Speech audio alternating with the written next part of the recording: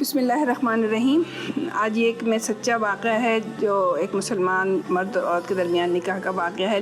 دیکھیں کیا ان دونوں کا عمل تھا نا۔ یہ ہے قاضی شریح رحمہ اللہ علیہ کے نکاح کا واقعہ تھا، اور آپ جو ہے اسلام کے مایہ ناز قاضی یعنی چیف جسٹس بھی تھے، اور آپ حضرت علی کے زمانے میں بھی قاضی تھے۔ چنانچہ خیر جب ان کی شادی ہوئی تو بنی تمیم کی عورتیں ان کی بہلیہ کو گھر پہنچا گئیں۔ اس کے بعد وہ گئے تو انہیں خیال آیا کہ سنت طریقہ تو یہ ہے کہ پہلے ہم 2 رکعت نفل پڑھیں اور اللہ سے نئی بیوی کے لیے خیر کی دعا مانگیں اور اس کی شر سے پناہ مانگیں۔ چنانچہ میں نے وضو کرنے لگا تو دیکھا تو وہ بھی وضو کر رہی ہے، میں نماز پڑھی تو اس نے بھی نماز پڑھی۔ پھر جب میں نے اس کے ماتھے کی طرف ہاتھ بڑھایا تو اس نے کہا کہ اے ابو امیہ ٹھہرو، میں اللہ کی تعریف کرتی ہوں اور حضور محمد صلی اللہ علیہ وسلم پر درود بھیجتی ہوں۔ اس کے بعد یہ ہے کہ میں اجنبی عورت ہوں، یعنی یہ کہ میں آپ کو نہیں جانتی، آپ مجھے نہیں جانتے، تو مجھے آپ کی اخلاق و عادات کا کوئی علم نہیں ہے، لہٰذا اپنی پسند مجھے آپ بتا دیں۔ یعنی فرسٹ ملاقات میں ہی ان کی اہلیہ نے یہ بات جاننے کی کوشش کی کہ ان کے شوہر کو کیا پسند ہے اور کیا ناپسند ہے، تاکہ میں اس سے پرہیز رکھوں۔ اور یقیناً آپ کے لیے بھی اپنی قبیلے میں نکاح کے موقع موجود تھے اور میرے لیے بھی موجود تھے، لیکن جب کسی کام کا اللہ تعالیٰ فیصلہ کرتا ہے تو وہ ہو کر رہتا ہے، جسے آج کل لوگ کہتے ہیں نا جوڑے آسمانوں پہ بنتے ہیں۔ تو اب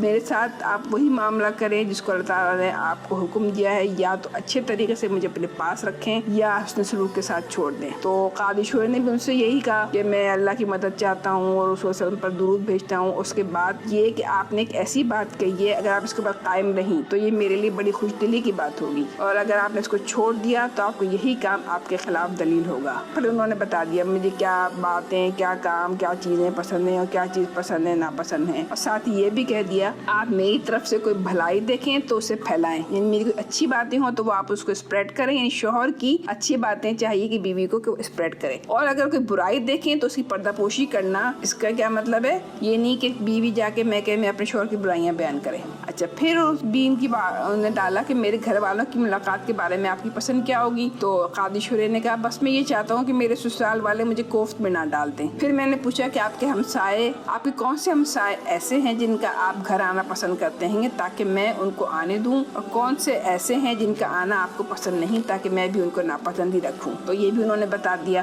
بس شابی وہ رات میں نے اس کے ساتھ گزاری، گویا وہ رات میری زندگی کی خوشگوار ترین رات تھی۔ پھر 1 سال گزر گیا، میں نے اپنی پسند کے خلاف اس کا کوئی عمل نہیں دیکھا۔ جب 1 سال گزرنے والا تھا تو ایک دن میں عدالت سے اٹھ کر گھر آیا تو اس کے پاس ایک بڑھیا کو بیٹھے دیکھا جو اس کو کچھ سمجھا رہی تھی۔ میں نے پوچھا یہ کون ہے؟ تو اس نے بتایا کہ یہ آپ کی ساس ہے۔ میں نے اس کا خیر مقدم کیا۔ جب میں بیٹھا تو اس عورت نے مجھے سلام کیا، میں نے وعلیکم السلام کہا۔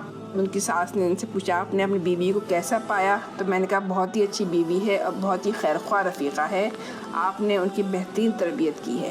اس کے بعد اس نے مجھے نصیحتیں کی۔ پھر پوچھا آپ کیا پسند کرتے ہیں کہ آپ کو سسرال کب ملنے آیا کریں؟ میں نے کہا جیسے وہ چاہیں صحیح ہے۔ پھر وہ ہر سال کے اینڈ پر آتی تھیں اور مجھے نصیحتیں کرتی تھیں۔ وہ بیوی میرے ساتھ 20 سال رہی، میں نے کبھی اس میں کوئی قابل اعتراض چیز نہیں دیکھی۔ تو اس میں ایک پوائنٹ تو یہ ہے کہ اسلام کے دور اول میں اگر ہم دیکھیں تو نکاح کس قدر سادگی اور آسانی سے ہو جایا کرتے تھے، اور آج ہمارے معاشرے میں نکاح ہونا کتنا پیچیدہ صورتحال ہو گئی ہے۔ اور اس میں بلکہ خیر اب مجھے تو لگتا ہے جو کورونا کی صورتحال کی وجہ سے یہ ہے نا کہ آپ گھر سے ہی رخصت کرتے ہیں، تو سب سے تو بیسٹ یہی ہے۔ ہم جو اس چیز کو اتنا ایلابریٹ کرتے ہیں وہ بھی کوئی بہت ضروری نہیں ہے نا۔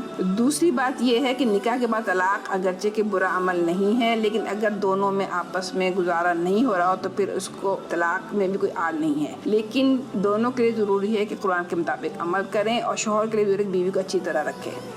بیٹی کی شادی کرنے کے بعد ہمارے ہاں بچی کے والدین کا رویہ نامناسب ہوتا ہے، اور خواہ مخواہ بیٹی کی والدہ کو اپنے بیٹی اور داماد کے معاملات میں مداخلت نہیں کرنا چاہیے نا۔ صدق اللہ العظیم۔